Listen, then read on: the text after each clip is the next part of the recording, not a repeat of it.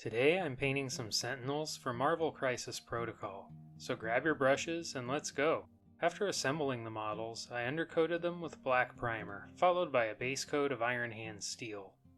If you don't have an airbrush, you could just as easily use a large paintbrush instead. I sprayed a few thin layers for a shiny, opaque finish.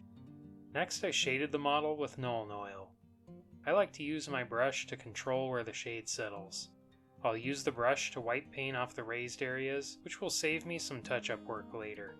Keep an eye out for excessive pooling in the recesses, and use the brush to soak up any excess paint.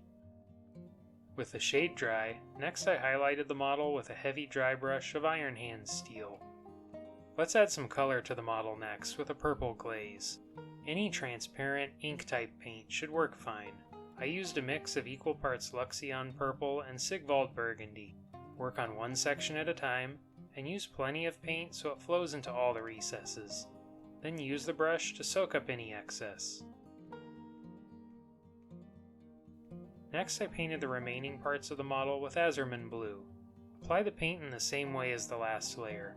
Work on one section at a time, apply plenty of paint, and then use the brush to soak up any excess. Next I added some scratches and chips using a small piece of foam. Dip the foam in silver paint, wipe most of the paint off, and then stipple it on the model. Use this stage to tell a story and focus on the areas that would get more damage. I used a sharp brush next and highlighted most of the edges with Iron Hand steel.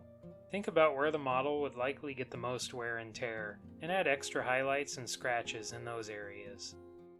Next I painted the face mask with Bonewhite, and after the first layer dried, I painted a second. Then I shaded the face with Seraphim Sepia. Next I used a very sharp brush to paint a narrow black line on the mask details and on a few of the wires around the model. Then I highlighted the edges of the face with Offwhite. I painted the eyes and glowing areas with white. I built up several thin layers for a bright, opaque finish. If you don't have an airbrush, you can paint a simple glowing effect with a layer of Casandora yellow over the white base coat.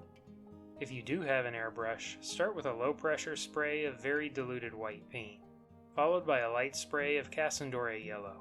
Apply 2 or 3 thin layers and build up color closer to the light source. Then I used a brush to paint a layer of Casandora yellow shade directly into the light source. Finally, I added a sharp highlight with Toxic Yellow.